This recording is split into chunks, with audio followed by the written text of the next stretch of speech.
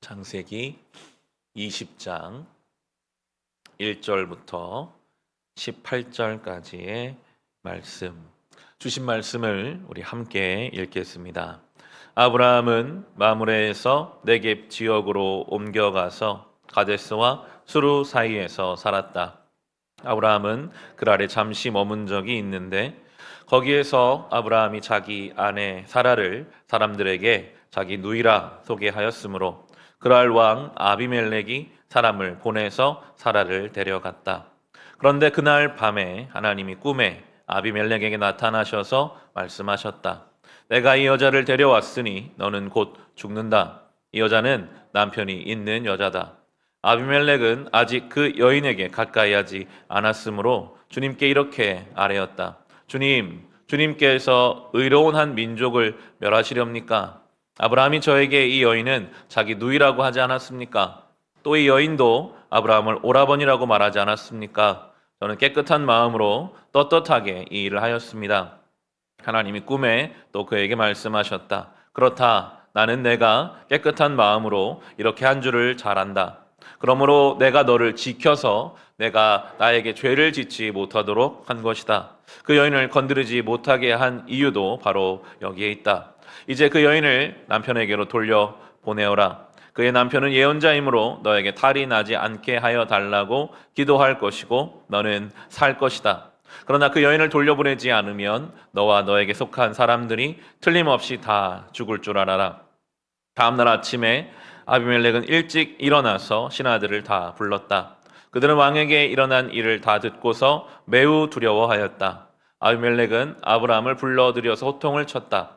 당신은 어찌하여 우리에게 이렇게 하였소? 내가 당신에게 무슨 잘못을 저질렀기에 나와 내 나라가 이 크나큰 죄에 빠질 뻔하게 하였느냐 말이오.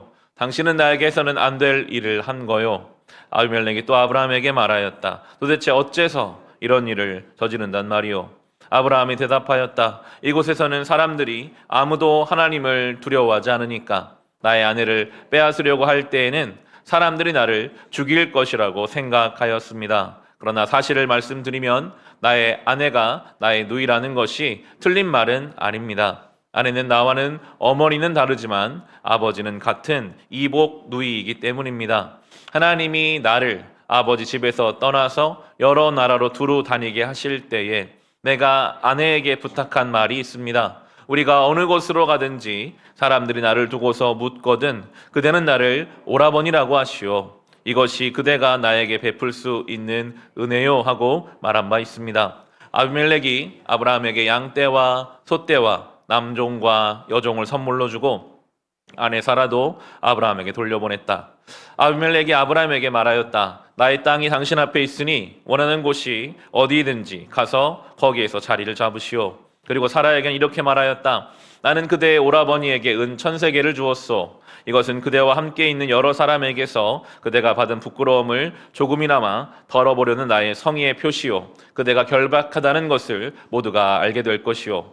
아브라함이 하나님께 기도하니 하나님이 아비멜렉과 그의 아내와 그 여종들이 다시 아이를 가질 수 있도록 태를 열어주셨다.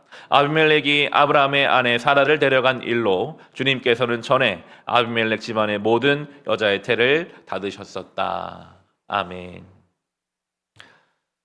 아브라함이 이제 어느 정도 신앙의 경지에 온 상태에서 이제 오늘 본문을 우리는 읽게 됩니다.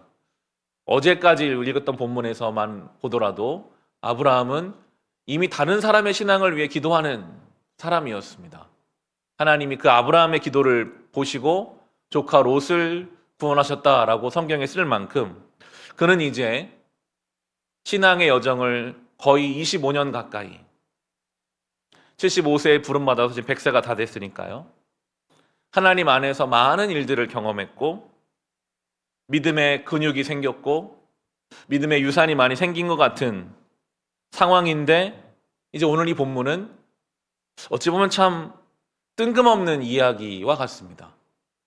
이제 사라가 이삭을 낳아야 되는 자기 아내인데 자기 누이라고 이야기를 해서 그 지역에 가장 힘이 강한 아비멜렉, 이건 사람 이름이 아니라 어떤 직책의 이름인데요. 그가 이제 이 사라를 데리고 가는 거짓말하고 숨으려고 하는 그의 모습이 드러나고 있습니다.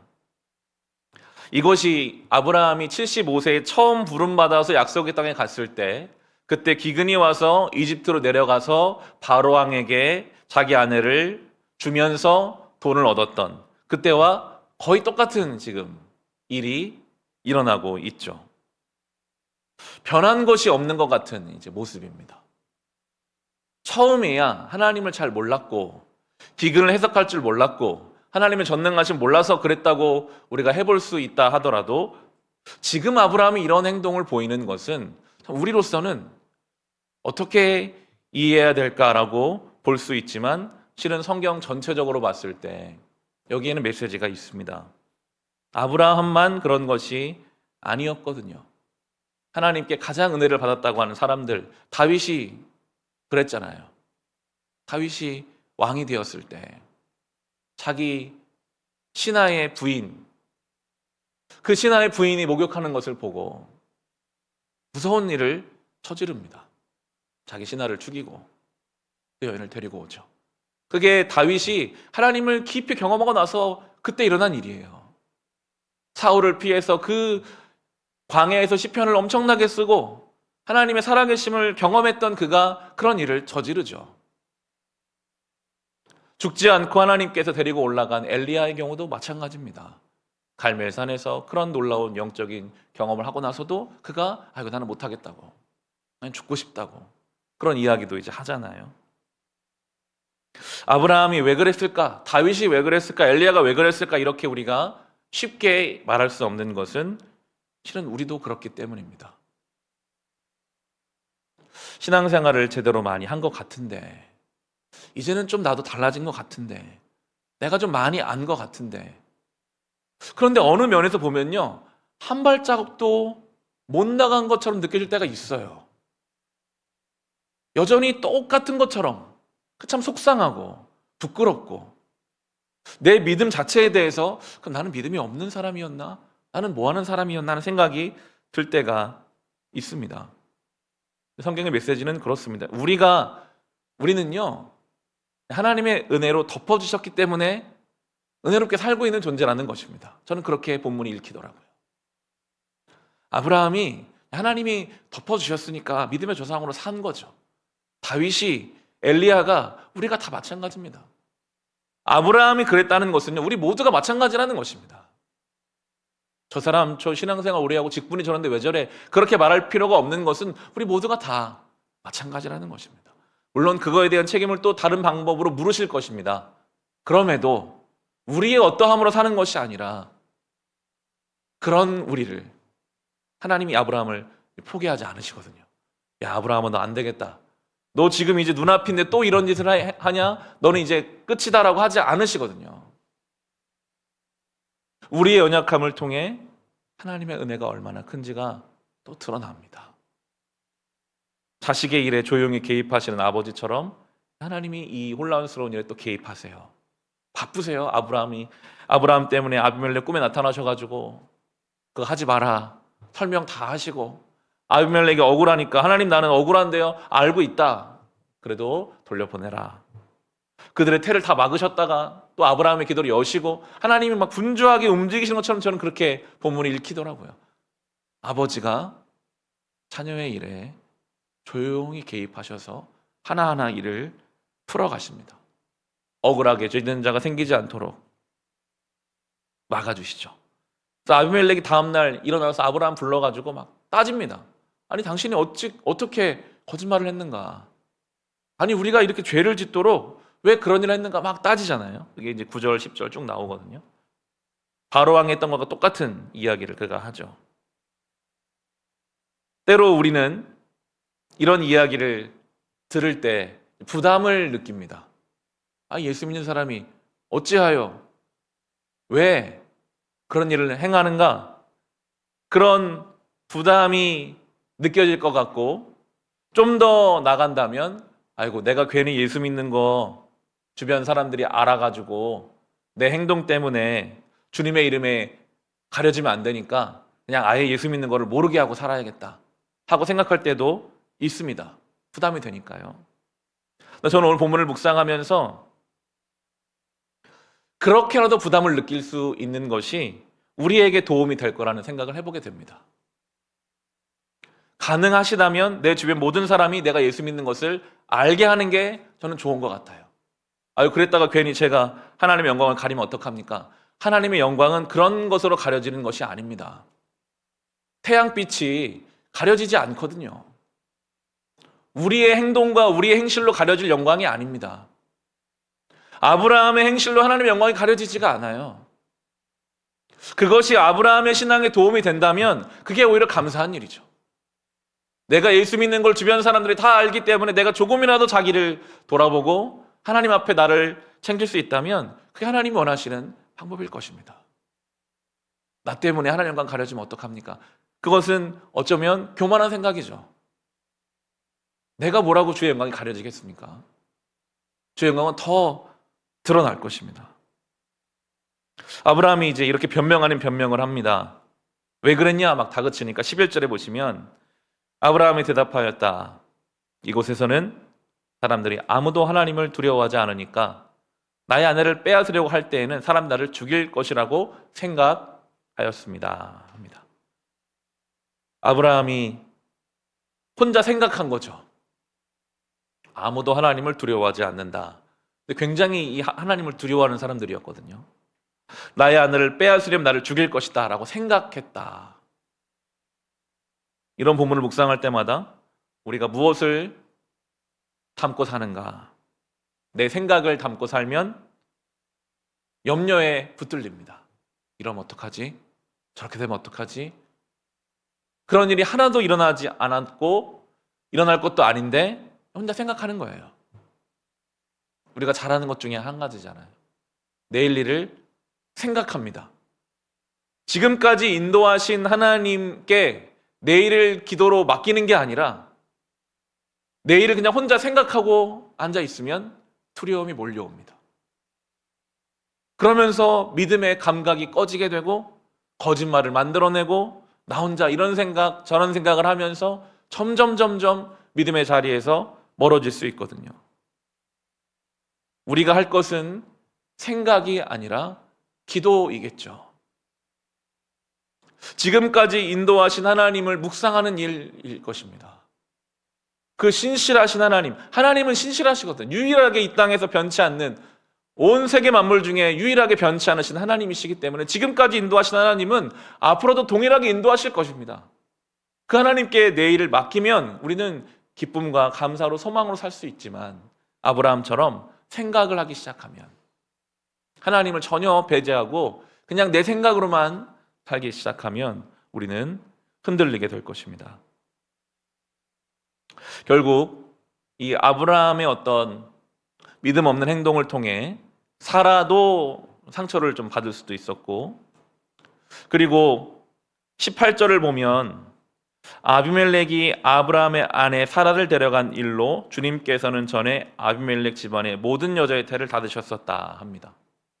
그 아브라함의 어떤 믿음 없는 행동으로 말미암아 아비멜렉 집안의 모든 사람들의 태가 닫히는, 무엇인가의 문이 닫혀버리는 일이 지금 일어나고 있습니다. 가장 가까운 사람도 상처를 입을 수 있고 뭔가 열려 있어야 될 것들이 아브라함의 믿음 없음으로 닫혀져 버리는 상황이 때로 오거든요. 근데 하나님께서는 그 사라를 먼저 위로하세요. 아비멜렉의 입술을 통해서 은 1000세겔을 주었다고, 그대의 부끄러움이 그대 결박하다는 것을 내가 알게 할 것이라고 이렇게 분명하게 이야기를 16절에 보면 하잖아요. 때로 우리의 믿음 없음으로 인해 누군가가 내 가까운 사람이 상처를 받을 수도 있습니다. 하지만 하나님은요, 그것도 만져가십니다. 나 때문에 아이고 내가 믿음 없이 행동해서 내 자녀들이, 내 주변 사람이 상처받았는데 이거 어떻게 해야 되나, 그 죄책감에 빠져있을 우리가 아닙니다. 물론 그에 대한 책임을 물으시겠지만 하나님께서 그것도 다 써서 일을 해 가실 것입니다. 그걸 하나님께 맡겨야죠. 이미 지난 일이잖아요. 어떻게 할 수가 없어요. 사과할 것은 사과하고 그것도 주님께 맡기는 것입니다. 하나님이 위로하시거든요. 정말 놀라운 것은 17절에 나오는 것처럼 아브라함이 하나님께 기도하니, 그리고 태를 열어주십니다. 이 모든 문제의 근원처럼 보이는 이 아브라함, 25년을 주님을 믿었어도 하나도 변하는 것 같지 않은 이 아브라함. 기도할 자격이 없는 것 같은 아브라함이지만 하나님은 그의 기도를 써서 닫혀있는 것을 여세요. 참 놀라운 일입니다. 우리는 때로 그런 생각을 하거든요. 아이고, 내가 이런데 내가 무슨 누구를 위해 기도를 하고, 내가 뭐 이런데 내가 자격이 없고, 그것이 겸손으로 보일 수도 있지만 하나님의 은혜에 대한 이해가 부족한 것일 수도 있습니다.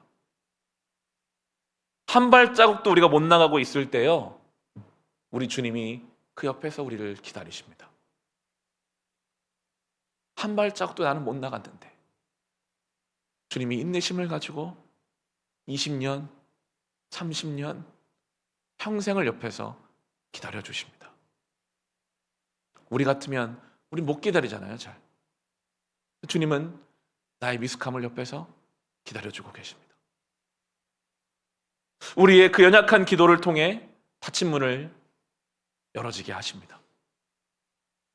내 믿음 없음으로 상처받은 사람을 주님이 위로해 주십니다. 자격, 수준을 말하고 정죄감에 붙들려 있는 것은 전혀 주님 기뻐하시는 일이 아닙니다. 하나님의 은혜와 사랑은 그런 차원을 훨씬 뛰어넘는 것이기 때문이죠. 이런 것들이 우리 속에서 믿어지고 이해되어질 때 그리스도 예수 안에 결코 정죄함이 없다, 이것이 뻔뻔하게 살라는 말이 아니라는 것을 우리는 알게 됩니다. 다른 차원의 그 은혜가 있어요. 우리로서는 측량할 수 없는 하나님의 그 사랑이 있어요.